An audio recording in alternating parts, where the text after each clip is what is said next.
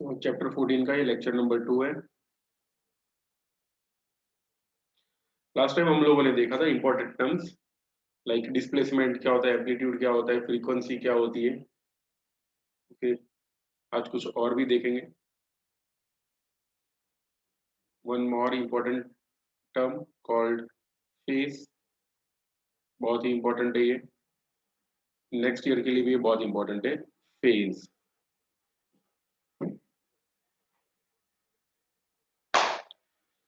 So phase basically it is indicated as theta. बहुत ही detail में जाने वाले, टेंशन मतलब। Phase is indicated as theta, और ये फेज होता क्या, it is an angle which gives information about, it gives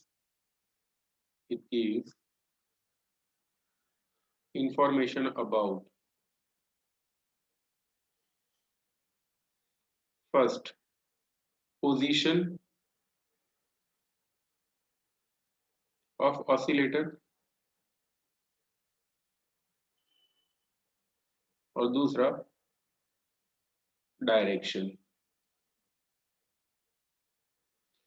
oscillator का पोजीशन एंड डायरेक्शन फाइंड करना हो, then we are using physical quantity called phase. इसका यूनिट होता है रेडियन। ये ऑसिलेशन में एंगल कैसे आएगा वो मैं बताता हूँ, टेंशन मत लेना। अब एक और इंपॉर्टेंट फिजिकल क्वांटिटी डिफाइन करने जा रहा हूँ इस चैप्टर की, and that is SHM, that is simple harmonic motion. SHM यानी simple harmonic motion.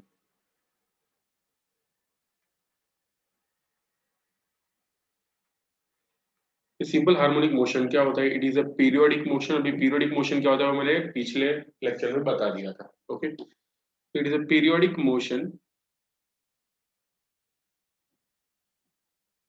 Periodic motion in which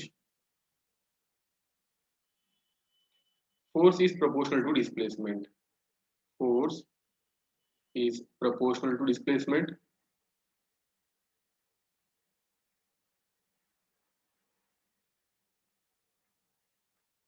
and force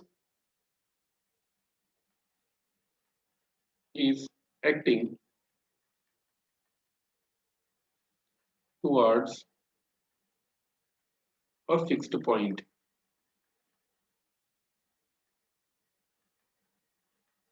So periodic motion in which force is proportional to displacement and force is acting towards a fixed point in the opposite direction,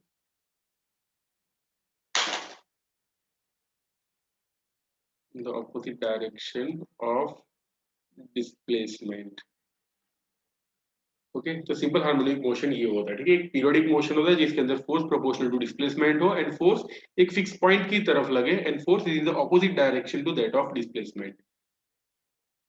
ये लिखा ऐसे ज्यादा symbolically, force is proportional to displacement, F proportional to x and F is equal to minus kx, where k is called a force constant। Negative sign क्या indicate करती है? It indicates F and x are opposite, यानी force and displacement जो है वो दोनों opposite वो indicate करता है। The object performing SHM, the object performing SHM is called SHO, यानी सिंपल हार्मोनिक ऑसिलेटर।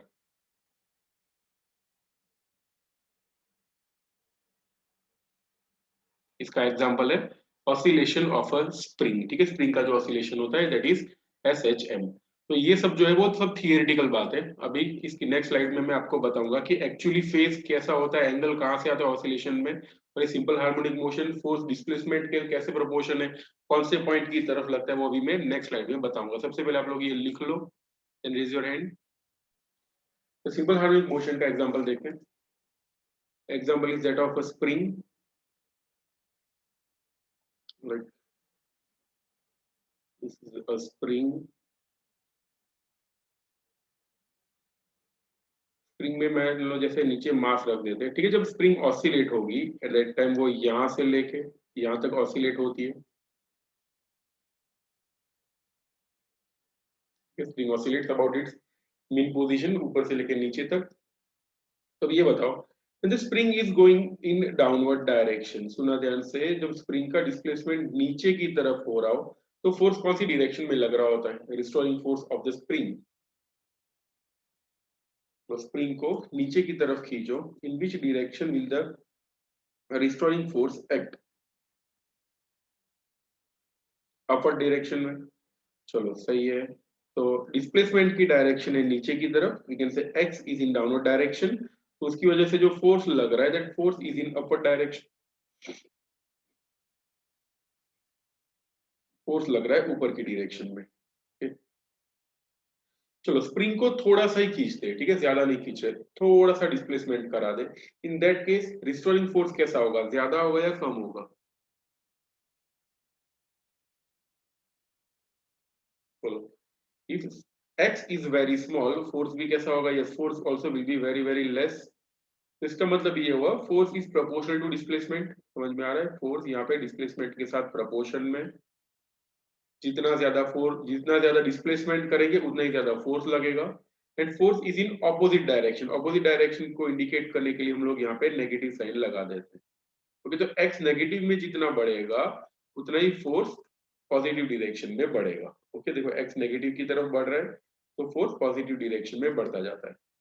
और अगर ये डिस्प्लेसमेंट ऊपर की डायरेक्शन में करा देते हैं, if the displacement of the spring is in upward direction, तो रिस्टोरिंग फोर्स कौन सी डायरेक्शन में लगेगा?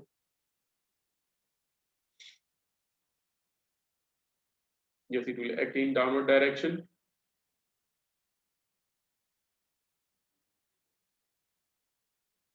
तो हो गया ना, फोर्स और displacement they are proportion to each other, they are in the opposite direction to each other. तो इसीलिए इस मोशन को सिंपल हार्मोनिक मोशन बोलेंगे। और एक बात ये भी है, देखो जब ये oscillator, see the object performing simple harmonic motion is called simple harmonic oscillator. अभी हम लोगों ने लिखा, ये जो मैं शेड करके ऑब्जेक्ट बता रहा हूँ, ये ऑब्जेक्ट सिंपल हार्मोनिक मोशन कर रहा है, इसीलिए ये बन गया सिंपल हार्मोनिक ऑसिलेटर। ओके, जब ये ऑसिलेटर ऊपर की डायरेक्शन में जा रहा हो तो फोर्स लग रहा है नीचे, नीचे जा रहा हो तो ऊपर, तो इट मीन्स हम लोग ये बोल सकते हैं कि ये फोर्स एग्जैक्टली यहाँ पे लग रहा है, इस लाइन के towards.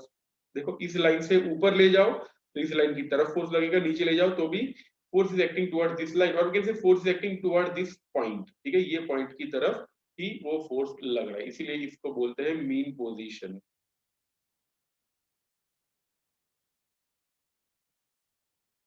Here this is the mean position. So force is proportional to displacement, force is in opposite direction to displacement, and force is acting towards a fixed point. इस case में ये fixed वाला point जो है, it is a mean position.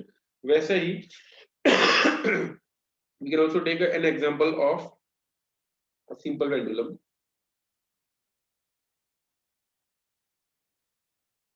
जैसे simple pendulum ऐसे ऐसे oscillate होता है, ठीक है, मास रख देते हैं नीचे, इज अ मास। तो सिंपल पेंडुलम भी ऑसिलेट हो रहा हो तो उस केस में भी ऐसा ही होगा,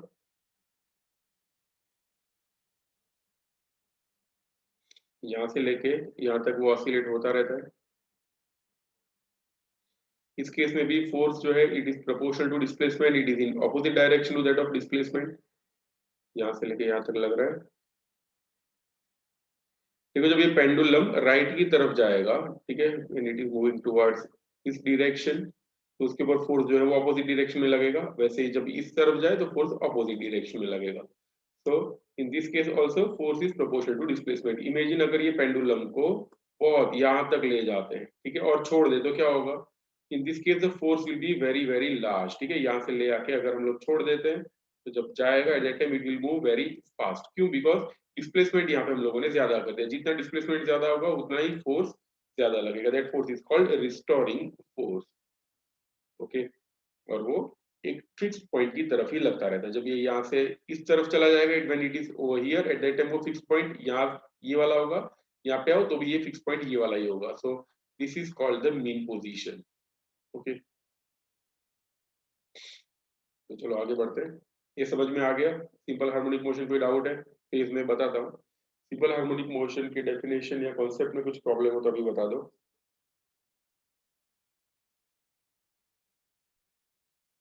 अभी देखते हैं comparison between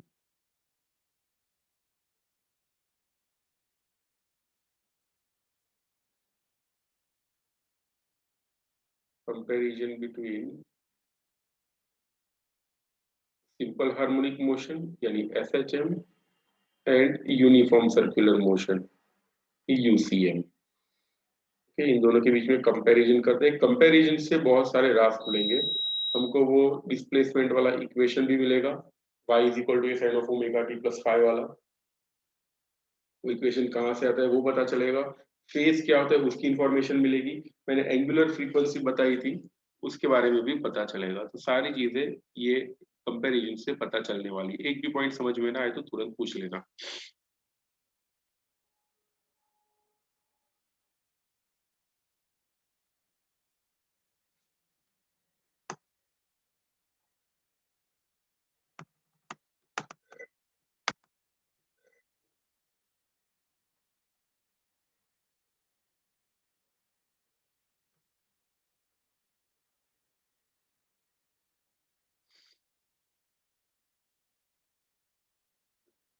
this is a spring.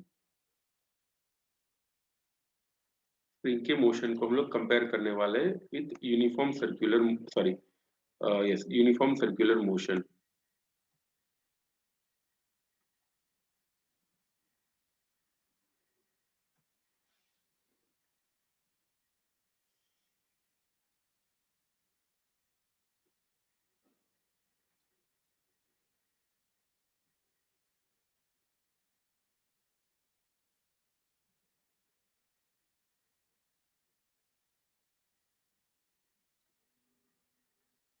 So this is the mass at other end। ये मास उसके सेंटर से भी पास हो रहा है, यानी मीन पोजीशन से।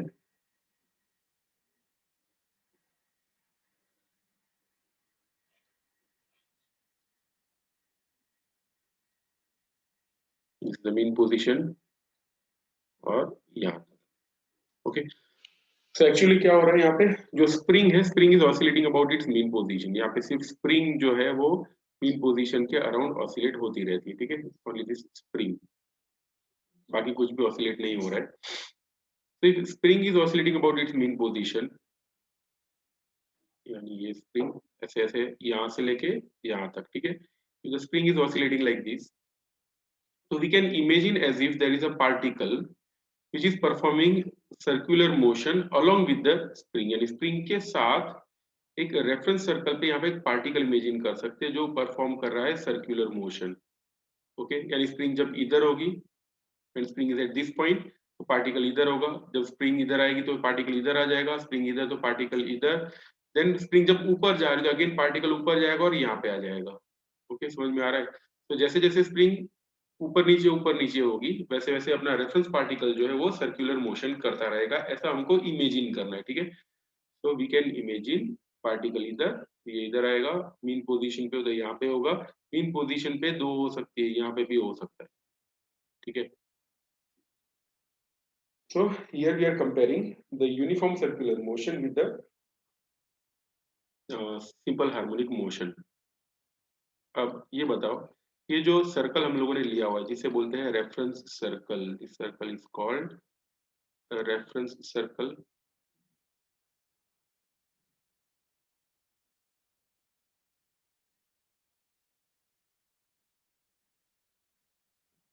ये रेफरेंस सर्कल का रेडियस कितना होगा? What is the radius of this reference circle? ये बताएगा।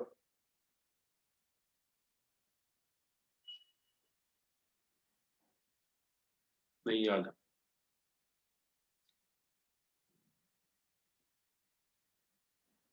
यस, आर तो उससे इंडिकेट करने वाले हैं। आर से तो हम लोग इंडिकेट कर सकते हैं कि भाई चलो वो रेडियस है आर। वैल्यू क्या होगी?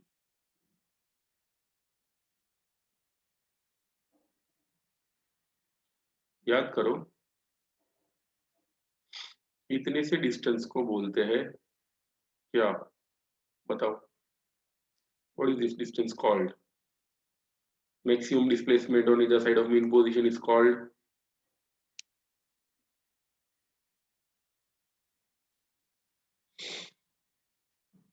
याद करो, सिखाया था ये।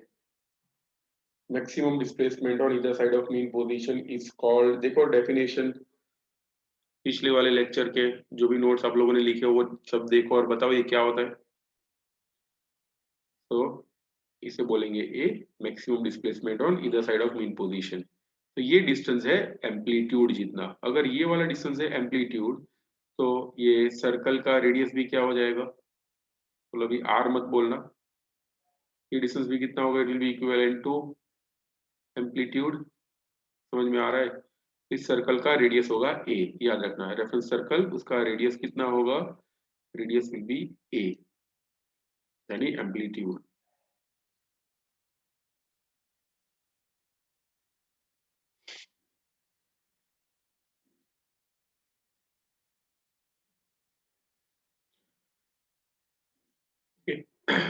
नाउ ये रेफरेंस सर्कल के साथ क्यों कंपेयर करें, उसका भी एक रीजन है। कोई भी पॉइंट पे अगर पार्टिकल की पोजीशन फाइंड करनी हो, then we need an equation. क्या करना है, find, we want to find out the position of the particle. जैसे मान लो ये एक स्प्रिंग है, स्प्रिंग ऑसिलेट हो रही है, ठीक है, spring is oscillating about it's mean position, ऊपर नीचे, ठीक है। और ये तो पूरा ऐसा हो रहा है, स्प्रिंग जो है it is oscillating about it's mean position, yes like this. जब स्प्रिंग ऑसिलेट हो रही हो, जैसे मान लो इस पॉइंट पे आते ही हम लोगों ने स्टॉप वॉच स्टार्ट कर दी, ठीक है। अब ये ऑसिलेट हो रही है, बताओ 500 सेकंड के बाद, ऐसे ही रैंडम बता रहा हूँ, ठीक है, 500 सेकंड के बाद उसकी पोजीशन कहाँ पे होगी, इधर होगी, ऊपर होगी, यहाँ पे होगी, नीचे जा रहा हो, यानी कहाँ पे पोजीशन होगी वो एग्जैक्टली फाइंड करना हो, then we are using the equation of displacement, ठीक है। उसके लिए हमको डिस्प्लेसमेंट का इक्वेशन चाहिए, तो डिस्प्लेसमेंट का इक्वेशन याद रखना, we are finding out the this equation of displacement to find out the position, exactly वो कहाँ पे है वो फाइंड करने के लिए हम लोग डिस्प्लेसमेंट का इक्वेशन यूज करते हैं। और वो डिस्प्लेसमेंट का इक्वेशन फाइंड करने के लिए we are using this reference circle. अब ये डिस्प्लेसमेंट क्यों काम आता है, उसका भी रीजन बता देता हूँ। जैसे इमेजिन ऑब्जेक्ट यहाँ से यहाँ ये ऊपर नीचे हो रहा है, ऑसिलेट हो रहा है। अब इसको मैं कनेक्ट कर देता हूँ एक स्ट्रिंग के साथ, ओके। एक स्ट्रिंग है और यहाँ पे वॉल है, ठीक है, दिस इज अ वॉल। अब जब ये ऑसिलेट करेगा, okay, when the spring is oscillating about it's mean position, बताओ ये मोशन कैसा होगा, बोलो। जब ये स्प्रिंग ऑसिलेट हो रही होगी, ये जो स्ट्रिंग दिख रही है, रस्सी ये वाली, ओके, ये कैसा मोशन, ये क्या दिखेगा यहाँ पे हमको, यहाँ पे क्या दिखेगा, ये रस्सी भी ऊपर नीचे होगी ना, spring will also go up and down, as a result क्या बनेगा,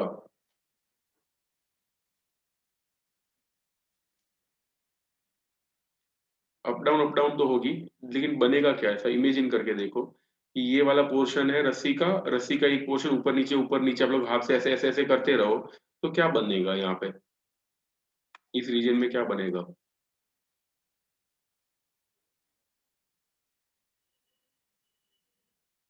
इमेजिन अ स्ट्रिंग, जैसे आप इधर खड़े हो, ठीक है, this is the wall, you are standing here, ठीक है, आपके हाथ में स्ट्रिंग है, अगर आप अपना हाथ ऊपर नीचे करते रहो तो ये स्ट्रिंग का क्या बन जाता है, यहाँ पे क्या बनता है, क्या कौन सा फॉर्मेशन देखने को मिलता है,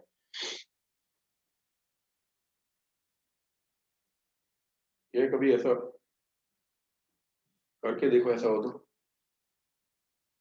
यस, वेव लाइक, और वेव ही बनेगा, मुस्कान एंड वनीशा, सही है। ओके, यहाँ पे क्या बनेगा, एक वेव बनेगा, okay.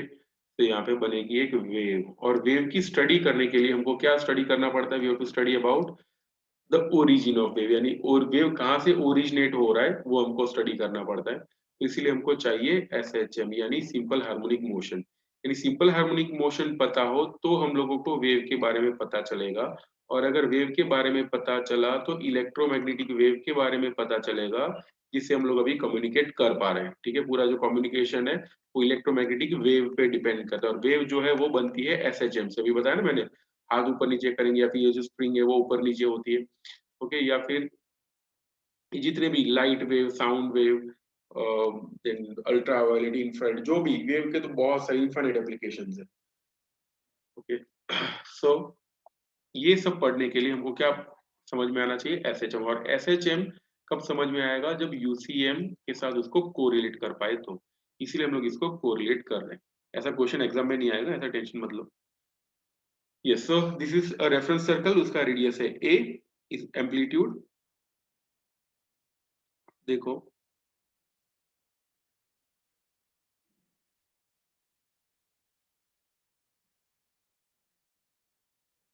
Imagine particle initially is at this point.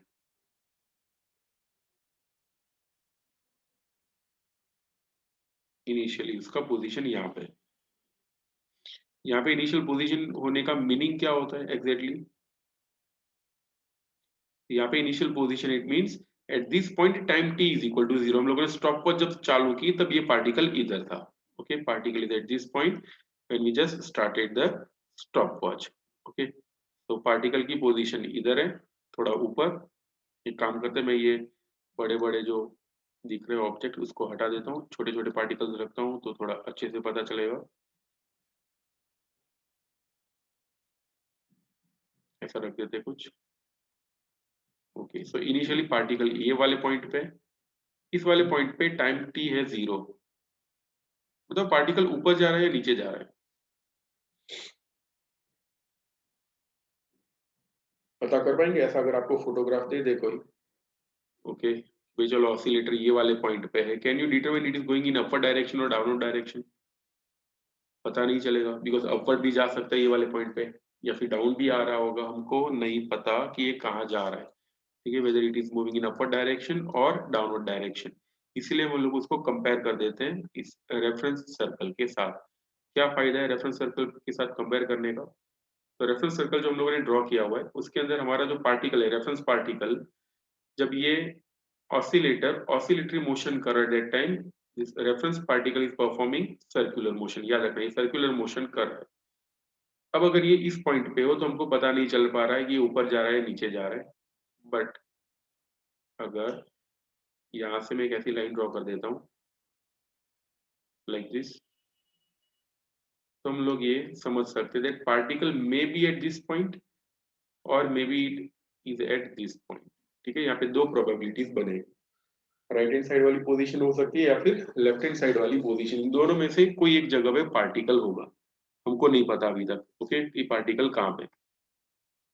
अब रेफरेंस सर्कल को थोड़ा डिटेल में देख लेते हैं, फिर वापस इधर आएंगे, नहीं तो बहुत खिचड़ी बन जाएगी। This is the reference circle.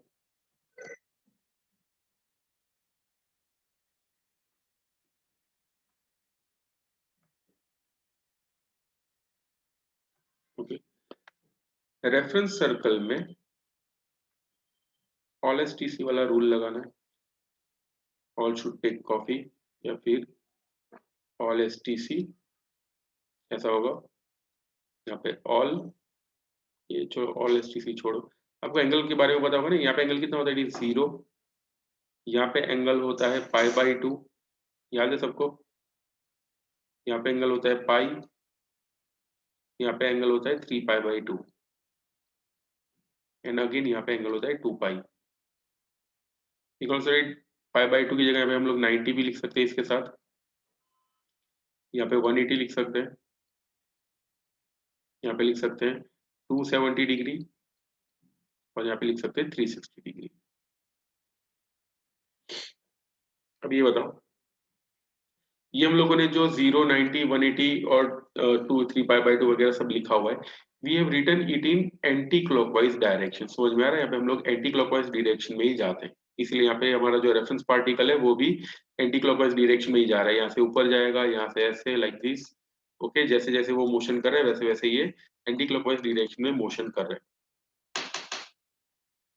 अब ये बताओ, ये वाले केस में अगर कोई एक पॉइंट पे मैं बता देता हूँ कि चलो भाई थीटा की वैल्यू है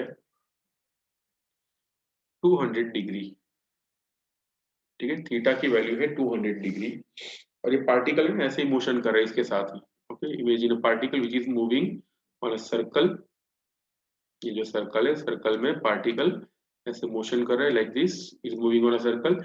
if at a given point it is at 200 degree, तो कौन से क्वाड्रेंट में होगा? बोलो, first second third fourth. 200 degree कहाँ पे आएगा? लिख देता हूँ 1 2 3 4। This is called first quadrant, this is called second quadrant, this is called third quadrant, और इसे बोलते हैं फोर्थ क्वाड्रेंट। ठीक है, पार्टिकल मोशन कर रहा है। ओके, तो कौन से पॉइंट पे होगा वो, कौन से क्वाड्रेंट में होगा?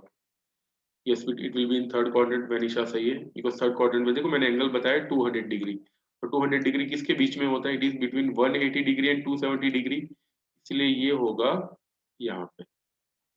एट दिस पॉइंट,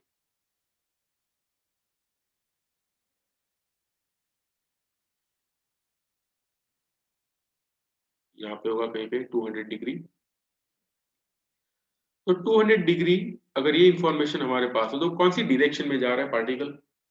नीचे जा रहा है या ऊपर जा रहा है?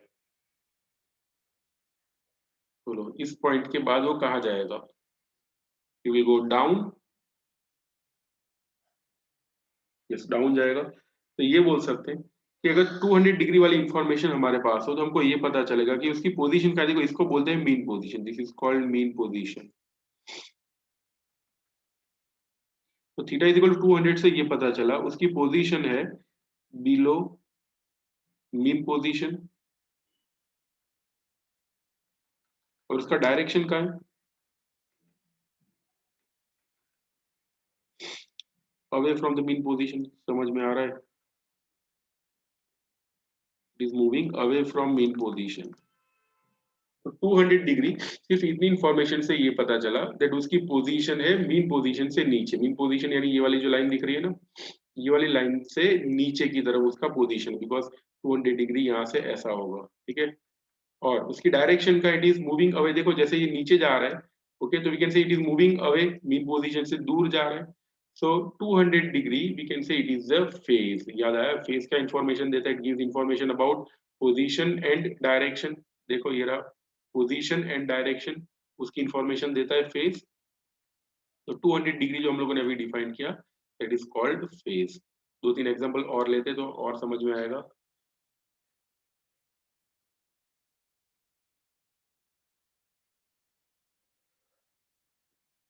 चलो once again, if angle is, 200 degree को भूल जाते हैं। इफ अगर एंगल मान लेते हैं है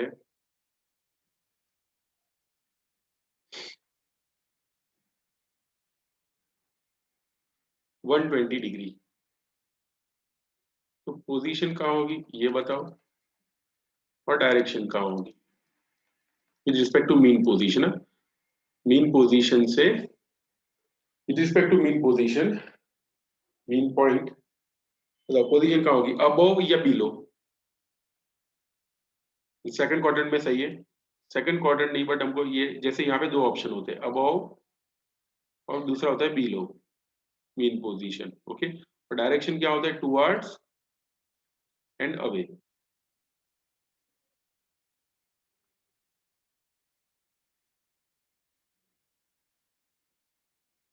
आंसर क्या आएगा? ये मैंने अडोव लिख दिया है गलती से, अबव होगा।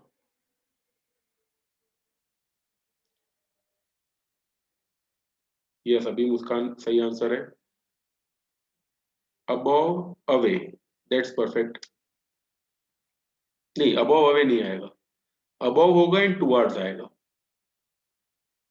देखो अबव एंड टुवर्ड्स कैसे, 120 डिग्री यानी सेकंड क्वाड्रेंट में। चलो सेकंड क्वाड्रेंट में आ गए, पार्टिकल कहीं यहाँ पे होगा, जैसे imagine particle is at this position, तो ये एंगल है 120 डिग्री। ओके, अब ये पार्टिकल किस तरफ जा रहा है, it is going towards this position, इसलिए वो मीन पोजीशन की तरफ जा रहा है, it is moving towards the mean position. Okay, और करते दो तीन एग्जांपल।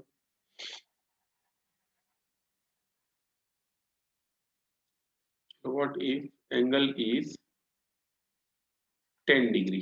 10 डिग्री के लिए क्या आंसर आएगा? अभी तक सिर्फ आंसर दो ही लोग दे रहे हैं, वैनिशा एंड मुस्कान। बाकी सब लोगों को भी आंसर देना है, दिया एंड अनुष्का। दिया बताओ 10 डिग्री के लिए पोजीशन कहाँ पे होगी, अबव या बिलो, एंड डायरेक्शन कहाँ होगा, टुवर्ड्स या अवे?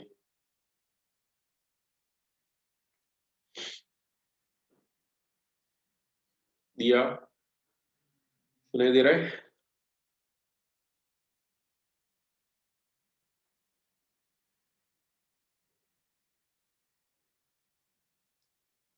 चलो वैनिशा सही आंसर है।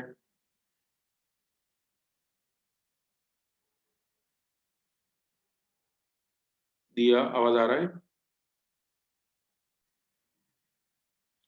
तो फेज यानी एंगल अगर हमको पता हो जाए, तो with the help of the angle we can find out the position, position find कर सकते हैं, और एक चीज फाइंड कर सकते हैं, दैट इज अ डायरेक्शन। ठीक है, किस डायरेक्शन में जा रहा है वो भी हम लोग इजीली फाइंड कर सकते हैं।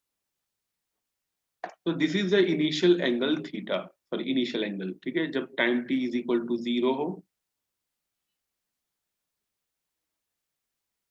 इस पॉइंट पे time t is equal to 0 है।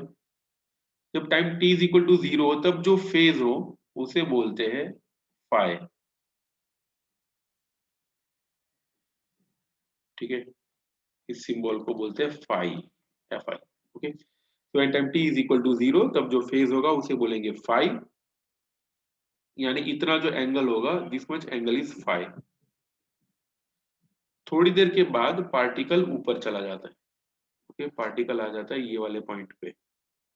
पार्टिकल ये वाले पॉइंट यानी रेफरेंस पार्टिकल ये वाले पॉइंट पे आया, यानी the particle in simple harmonic oscillator वो यहाँ पे आएगा। ओके, तो पहले कहाँ पे था, थोड़ा मजा नहीं आया इसके अंदर, अच्छे से ड्रॉ करते हैं।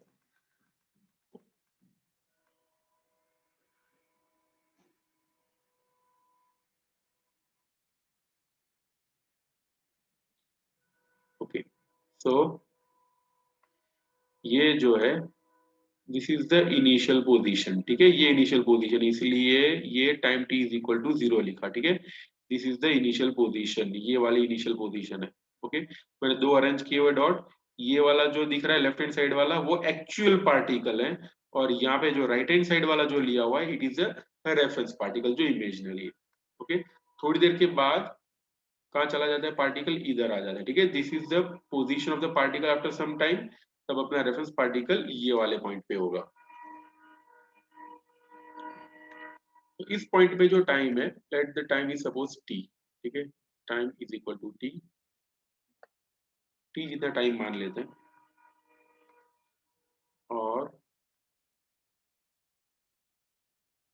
ये वाला एंगल फाइंड करते हैं। लेट दिस बी थीटा, हमको नहीं पता कितना है, लेट दिस बी थीटा। अब देखो पार्टिकल जो है वो मीन पोजीशन से कितना दूर है, पार्टिकल मीन पोजीशन से कितना दूर है वो देखते हैं। लेट दिस मच डिस्टेंस, वो मीन पोजीशन से दूर है, यानी इनिशियली वो पार्टिकल कहाँ पे था, initially it was at time t is equal to 0। Okay, थोड़ी देर के बाद वो टाइम t पे आ गया, तो टाइम t हो तब उसका डिस्प्लेसमेंट मीन पोजीशन से है y। ठीक है, this is called the mean position.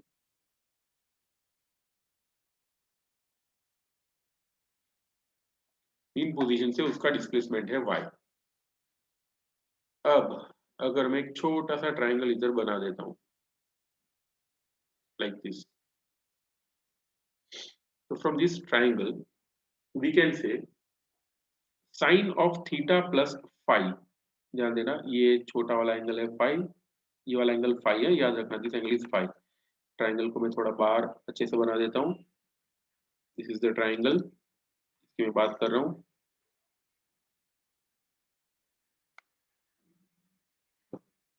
Okay, this is the triangle,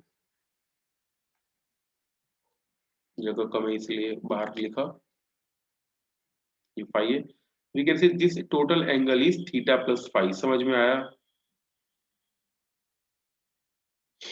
ये वाला जो एंगल होगा ना total, this total angle will be theta plus five. अब दूसरा वाला एंगल देखते हैं, दूसरा एंगल डिस्टेंस देखते हैं। See, ये वाला जो डिस्टेंस है, दिस मच डिस्टेंस, ये डिस्टेंस क्या है? This much distance is y, ध्यान रख देना, this much distance is y। इसीलिए यहाँ पे अगर मैं लिखता हूँ तो ये वाला डिस्टेंस होगा y। ओके, इसलिए मैं यहाँ पे लिख रहा हूँ y।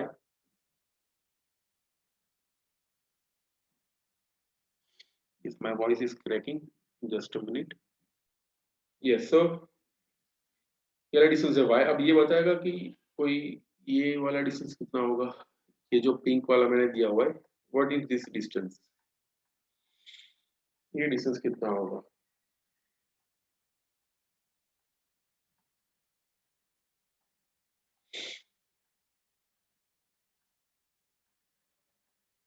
ये मैंने बता दिया तुम लोगों को और लिखा हुआ भी है कहीं पे। नहीं, मैं एंगल की बात नहीं कर रहा, I am talking about this distance. ये जो दिख रहा है पिंक कलर वाला, वो कितना होगा distance? I am talking about that thing. ये डिस्टेंस कितना होगा, पिंक वाला डिस्टेंस? नहीं, y तो ये वाला डिस्टेंस है, ध्यान देना, y is this one. Okay, ये जो दिख रहा है वो y है। Okay, this is y। Okay, ये y है, इसलिए ये भी y हुआ, ठीक है। ये जो था दिस वाज y, ये y है। ये पिंक वाला डिस्टेंस कितना होगा, ये वाला, ये डिस्टेंस कितना होगा?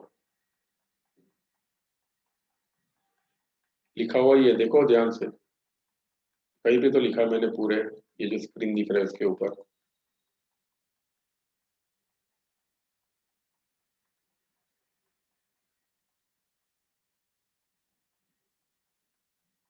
बोलो बोलो जल्दी से, नहीं आइडिया आ रहा, चलो मैं ही बता देता हूँ।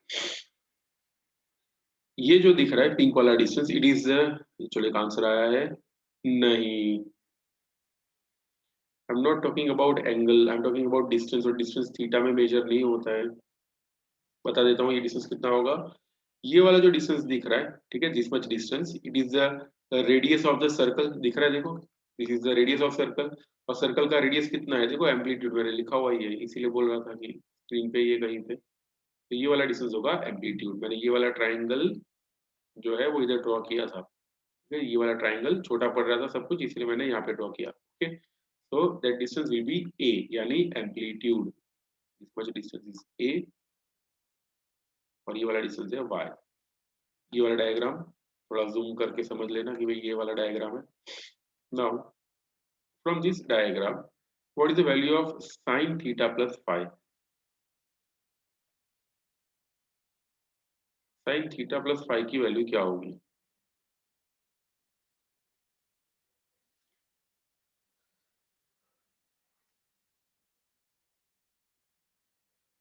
sin थीटा यानी length of opposite side upon hypotenuse होता है ना, opposite side is y, hypotenuse is a, इसीलिए बन जाएगा formula y is equal to a sine of theta plus five.